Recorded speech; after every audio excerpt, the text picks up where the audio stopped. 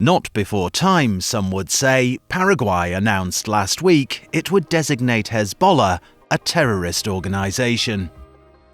The Lebanese-originated organization has been accused of laundering money and financing terrorism around the world for many years, supplying smuggling routes, facilitating drug cartels, and financing criminal networks, and taking a large cut of the resulting profits to fund its own political and terrorist ends. Now, it seems, Latin America has finally become fully aware of the influence Hezbollah has on their country's criminals and the threat to their national stability. Paraguay is following the lead of Argentina, which recently acknowledged Hezbollah's principal role in terror attacks committed back in the 1990s against an Israeli embassy and a Jewish community located in Argentina.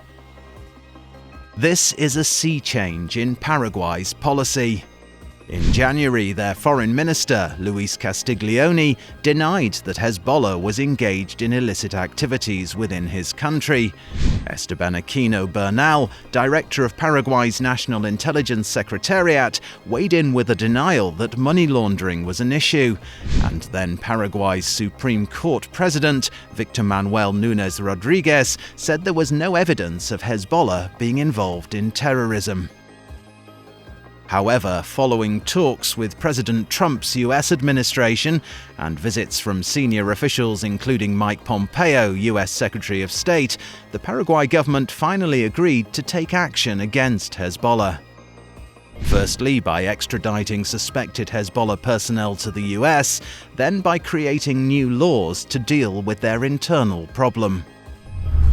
The US persuaded Paraguay's government that their country has been a center for Hezbollah's operations for many years, and that they had developed a network covering the tri-border area, TBA, of Argentina, Brazil and Paraguay over the past 40 years. The TBA comprises 3 countries with relatively weak border controls and a flourishing illicit economy with an active network of smuggling routes. Brazil estimates the criminality throws up $18 billion a year, with Hezbollah taking a very large slice of the revenue. Coincidentally, the TBA is home to the largest Lebanese community in Latin America. Hezbollah has operated the same policy as in other areas within which it wishes to establish a power base, develop and provide a complete Shia cultural infrastructure, clerics, mosques, youth movements and schools, providing an opportunity to inculcate Hezbollah's doctrine in Shia communities from an early age. The Lebanese communities are stage-managed, with communal events to mark significant dates and frequent visits from speakers promoting Hezbollah and Iranian ideology. The community, as a consequence, tends to support Hezbollah policy in the TBA, marking 25th May, the date Israel withdrew from Lebanon, and supporting Hezbollah pressure on the Paraguay authorities in a campaign to quash the extradition of the suspected Hezbollah officials. Further, some in the TBA Shia community support Hezbollah's unlawful finance-generating efforts, taking leading roles in the endemic drug traffic and money laundering industries of the crime syndicates. Lebanese Shia who are members or supporters of Hezbollah are welcomed into the criminal networks. The powerful Latin American drug lords appreciate the network of facilities and connections that Hezbollah can provide. In fact, some have questioned whether they could operate as effectively without Hezbollah's assistance, so deep is the connection today. At Hezbollah's roots is a multifaceted maze of family-run associations throughout a worldwide network utilizing expat Shia communities.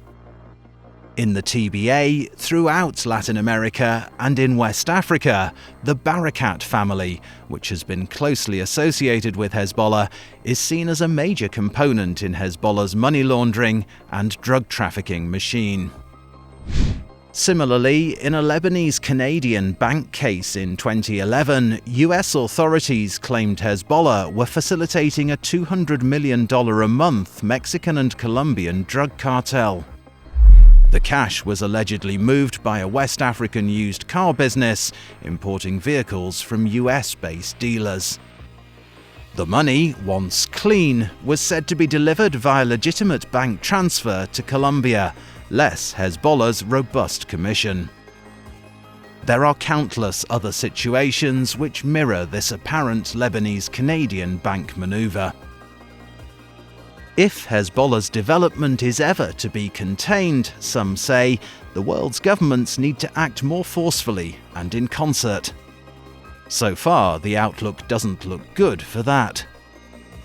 Illicit finance, it seems, is never in short supply, and equally, it appears there's never a shortage of eyes happy to look the other way, or slippery fingers waiting to be greased.